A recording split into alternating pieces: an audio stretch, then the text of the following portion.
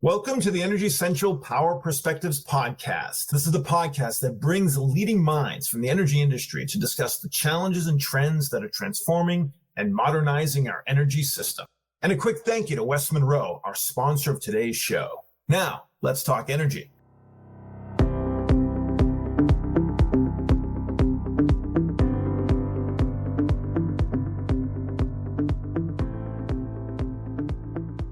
I'm Jason Price, Energy Central podcast host and director with West Monroe, coming to you from New York City. And with me, as always, from Orlando, Florida, is Energy Central producer and community manager, Matt Chester.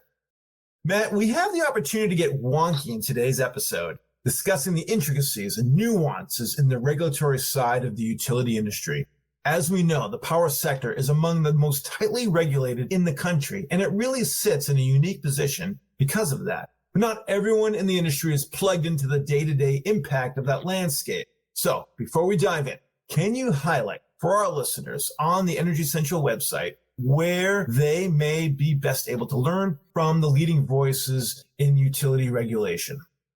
Sure, Jason. I'm always happy to plug some of our great resources. So on the pages of energycentral.com, we regularly see discussion about the latest policies and proposals impacting the power sector in our utility management group. And for regulatory and policy that's a bit broader than utilities and covers the wider environmental and sustainability areas, I'd point listeners to our community that's known as the Energy Collective, which again, you can find on energycentral.com. And of course, these topics are ones that come up pretty regularly on the Energy Central Power Perspectives podcast. So I'll have a quick note here for anyone listening in to definitely subscribe on whatever podcast application they're listening from now and hear those discussions that cover the latest and greatest as they have them, because we always try to bring in timely guests and topics. That's great, Matt. Thank you for that. No doubt the conversation we're set to have today will inspire some new questions and interest in the utility regulation space, as we're chatting with one of the highest ranking officials covering regulatory issues for one of the nation's more prominent and progressive utilities, Xcel Energy. So we're thrilled to welcome from Xcel Energy, Brooke Trammell, Regional Vice President of Regulatory and Pricing. Brooke embodies utility regulation since first joining the industry, and now is at a critical junction in history where we have a lot to learn from Brooke. Let's tarry no further. Brooke Trammell, welcome to the Energy Central Power Perspectives podcast. Thank you, and thanks for having me today. Brooke, you're a self-described utility regulation nerd. Those are your words. But before we dive into some of the fun topics, share for our listeners how you found this field and where it led you at Xcel Energy. I discovered utility regulation as an undergraduate in college, and I say discovered because until 2006, I truly didn't know what the utility industry entailed. I was able to land a job at New Mexico State University's Center for Public Utilities, and my job was essentially to plan training conferences, basically help the university train industry professionals on the details of utility regulation. My role was essentially that of an event planner. And just like any other experience, you can make more of it based on how you approach the work. I quickly met individuals from utilities and commissions across the country and connected the value of a Master of Economics degree specializing in utility regulation to a unique and likely secure career. At the time, NMSU was only one of 3 universities in the country that offered that degree, and that degree has since opened a world of professional opportunities for me. And paired with the relationships that I've developed over time, other degrees and professional experiences that I've had have catapulted my career over the last decade. So now NMSU offers a certificate program in addition to that formal degree, but I really accredit that to my start in the industry, and I'd encourage anyone who's interested to check out their program. That's great.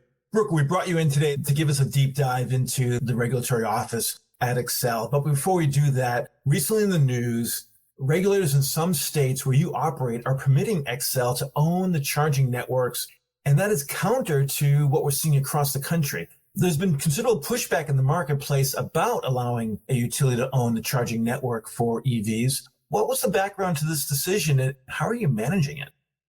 Oh, great question. And it's a big part of Xcel Energy's carbon vision, including electrifying transportation. So really happy to address this off the bat today. You know, I think a lot of this controversy, if you will, or discussion stems from the traditional and foundational monopoly nature of a regulated utility and whether utility ownership of EV charging infrastructure will prevent other third-party or other investment in this space. And I think what we're seeing across the country, and it does vary, is that utilities can have a role to play in investing in charging infrastructure and shouldn't be prohibited. But again, that's a intense conversation. But I think what we need to stay focused on is that all the investment from all different kinds of entities can benefit this sector. And in particular parts of the country where there's lack of infrastructure and range anxiety, we need the investment to come and serve these communities, serve these potentially underserved areas, and be respectful of the competitive forces that will ultimately drive costs down for customers, but we want to make sure the investment occurs. So I think that's why you're seeing more utilities propose active engagement in this space to ensure that the customer need is met. Yeah, and we'll certainly have to bring you back in and do a deeper dive just in that topic alone. But let's get into the meat of today's discussion. Knowing that we're in quite a decisive decade for the power sector, and that includes from preparing the clean energy transition to getting ready for the EV revolution, which you were just discussing regarding EV charging, and for adapt the myriad of modern tools that will transform this sector. So you sit in the regulatory world. Talk to us about what that means and how it impacts your role at Xcel Energy. Sure. Fully regulated utilities have a tremendous opportunity to deliver customer value and meet the changing customer preferences almost in every step of our vertically integrated utility framework. That's from generation, transmission, and distribution, all the way through the customer experience components, but as well as on the demand side solutions and other customer programs. So from a regulatory or regulated perspective, the key is working really closely with our regulators and stakeholders on these key components of our strategy and discussing the perspectives through these evolutions and through these changing industry perspectives to ensure alignment, but also explain how things are operationally becoming a little more complex because perspectives are really going to differ on what the right solution is and also what the reasonable price is going to be for these potential future pathways. But as we navigate this decisive decade, effective stakeholder engagement is probably more important today than it ever has been in the past. And really understanding and respecting those different perspectives, really outlining the utility plans and understanding how they'll be evaluated and decided upon is really going to build the alignment, maybe not always the agreement, but the alignment that we need to understand the future paths in front of us, ensuring that we pick the right path to go down. At Xcel Energy, a lot of this is materialized into starting conversations about future plans, future initiatives, future programs, future investments, again, a lot sooner than we have in the past. And it's bringing interested parties together earlier in the planning stages, sharing our vision, and integrating perspectives into that process. Regulatory processes can take a long time. They can take many, many months as filings progress through jurisdictional regulatory processes. But as we go through that journey together, as a group of stakeholders, a group of interested parties, interveners, commissioners, commission staff, utilities, that's going to produce the best result at the end of the day. Sure, and no doubt, laying a level of complexity on top of it is that, what's interesting about Xcel Energy is that you cover a wide range of states, which crosses over different grid operators in different jurisdictions. I have a loaded question for you, Brooke. How do you keep track of all the rate cases, regulatory orders, and all the related regulatory requirements you have to fulfill? What does a utility regulatory office look like? What are some of the tricks to managing all this? And how does the regulatory landscape shape the way that Xcel approaches planning its future? Well, first, if you look at a regulatory team, you're going to see a great group of people from very diverse backgrounds, people who have worked in other departments in the company, people who have started their career potentially even in entirely different professions. And we process hundreds of regulatory proceedings every year in every jurisdiction. So organization is, of course, key. And we're increasingly finding ways to leverage technology. With geographically dispersed teams, we're leaning into the collaboration capabilities of various systems, including Teams, SharePoint, but also using these technologies to help us automate repeatable tasks, to help us coordinate project schedules, and to track compliance matters. In any given day, a regulatory team or riders we're financial analysts, we're project managers, we're problem solvers, but probably most importantly, we're translators. Within the company, we translate regulatory decisions, regulatory implications, requirements. Similarly, externally, we translate our business and the needs of our customers, and we share our story. But when it comes to planning for the future, we recognize that each jurisdiction, each community that we serve is unique. As an organization, how we approach our work has some pretty common threads across all 8 states that we serve. And strategically, our priorities are to lead the clean energy transition, enhance the customer experience, and work to keep bills low. So that means culturally, business strategies are evaluated alongside the regulatory effectiveness they promote within each regulatory jurisdiction. So just like I was describing earlier, it's not about regulatory effectiveness through the lens of one entity, like the utility, but rather a comprehensive evaluation of regulatory effectiveness for all stakeholders, all customer groups, and the regulators involved in making those decisions. All right, but I want to pull some customer thread a little bit here because, every customer is different in every state. So, not only are the jurisdictions different, but customers may be different in terms of where their values are and what they're demanding or expecting from their utilities. So perhaps some are more eager for renewables and some are not. Some are willing to pay a little bit more. Some aren't. Some are willing to, offer or allow development to go on in their community. Some do not. So where do you draw the line and how do you manage through this? When does Xcel Energy plan for its future in the world you play in, where regulation and pricing, and how does the varying customer landscape shape general approach to all this? Well, this might sound a little simplistic, but I like to start with an initial analysis that, if one were to put it down on a piece of paper, it'd probably look a little bit like a 3-circle Venn diagram. And I start this by trying to answer 3 questions. What do our customers want, or what do our communities want? What do we want? And what is our regulator going to approve? So if the answer to those 3 questions is the same or looks very similar, obviously delivering on those items and achieving cost efficiencies while doing that becomes the priority, particularly if those answers look real similar across all the states that Xcel Energy serves. When alignment exists in these answers within a jurisdiction, but maybe doesn't exist across the Xcel Energy footprint, our approach obviously becomes a lot more agile. And if the answers aren't lining up at all on those 3 questions, it's really a health check.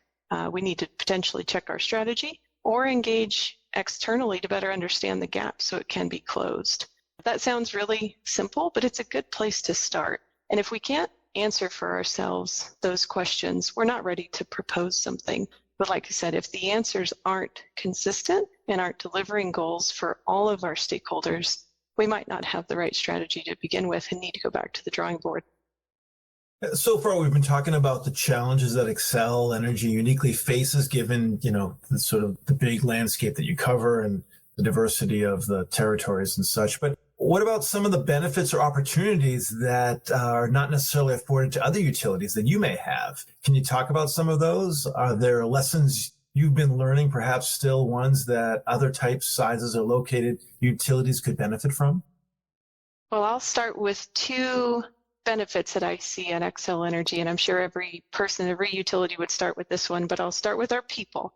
I really believe that we've got a really great workforce at Xcel and a cultural bind within the company that creates a bit of a family atmosphere, and there's such a strong commitment to service within our company and within our communities that really creates a great company culture. But also we have pretty incredible geography, and we're very fortunate in the states that we serve to not only have these wonderful communities and wonderful employees, but access to some of the best wind and solar resources in the country.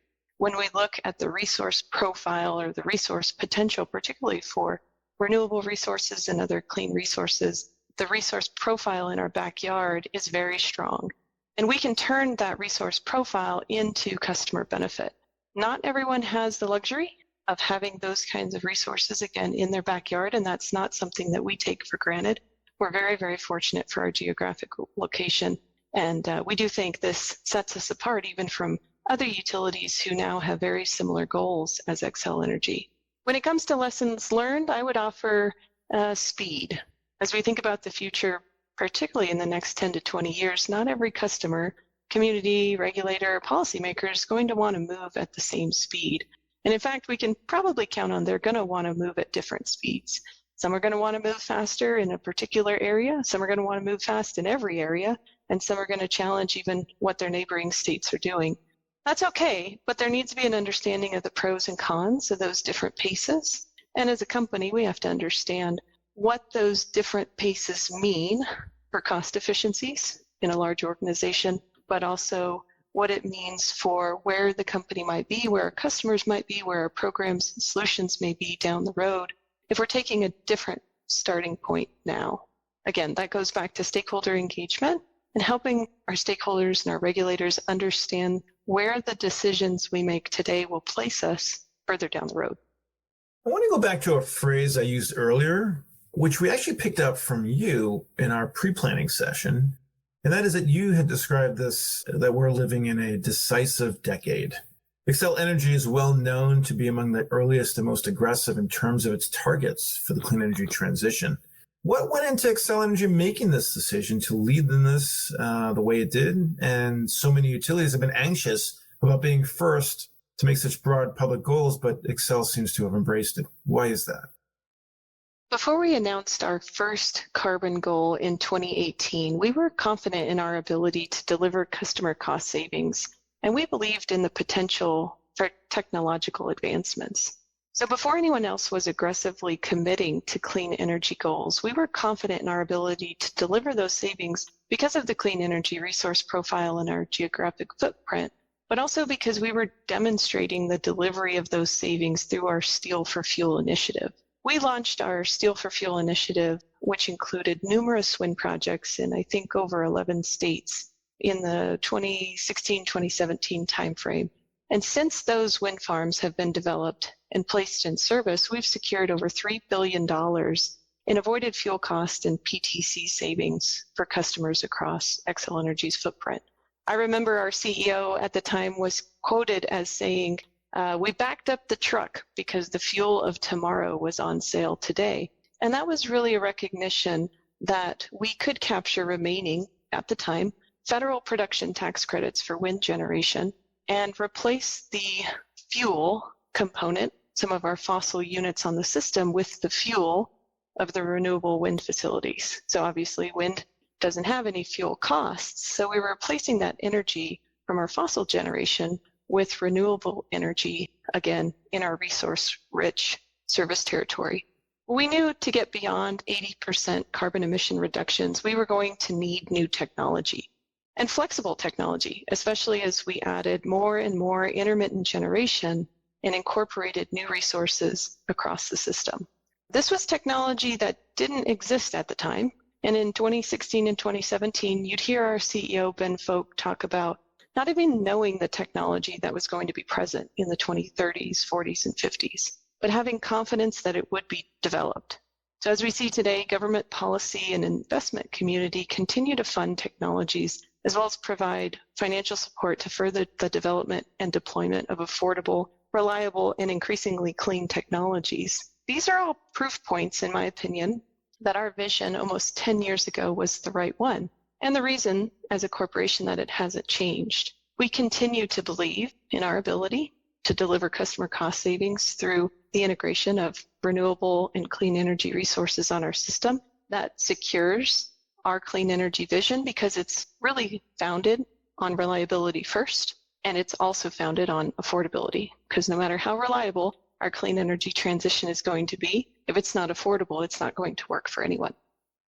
Nicely put. And I really enjoyed having an opportunity to nerd out with you on some of these regulatory topics and decisive topics that is impacting our industry. So thank you for that. So Brooke, we now are going to pivot to what we call the lightning round, which gives us an opportunity to learn more about Brooke Trammell, the person, rather than the professional. We ask you a set of questions, 5 or 6 questions. You are to keep your response to one word or phrase. So, Brooke, are you ready? I am ready. What is your comfort meal? Ice cream. What superpower would you pick? As a mother of a 3-year-old and a 5-year-old, I'm going to go with telekinesis. That could be very useful. Who are you inviting to your dream dinner party? And it could be a major celebrity or historical figure. Ooh, I'd say historical figures. If I had to pick one, I think my husband would want me to invite John Wayne. That's probably a topic for another podcast as well. If you didn't end up at your current role in this energy industry, what alternative career path would you have taken? Well, I definitely probably would have picked a career in some kind of immersive industry. I'm going to go with animal health. This next question is an important one. Given your role in regulatory, what is your trick to staying positive for the work-life balance? Effective planning. What are you most passionate about? My family. Fantastic. You have perfectly navigated our lightning round, and for doing so on the podcast, you've earned the final word. So what single most important message you hope our listeners retain and internalize from our conversation today, especially those in the utility sector that may not be as entrenched in the regulations as you are? I would offer, and I think everyone in the industry can recognize, we have a lot going on. Perhaps maybe now more than ever, recommend to folks to listen at least twice as much as we speak. There's a lot we can learn from each other. There's a lot we can learn from our customers. There's a lot we can learn from other industries too.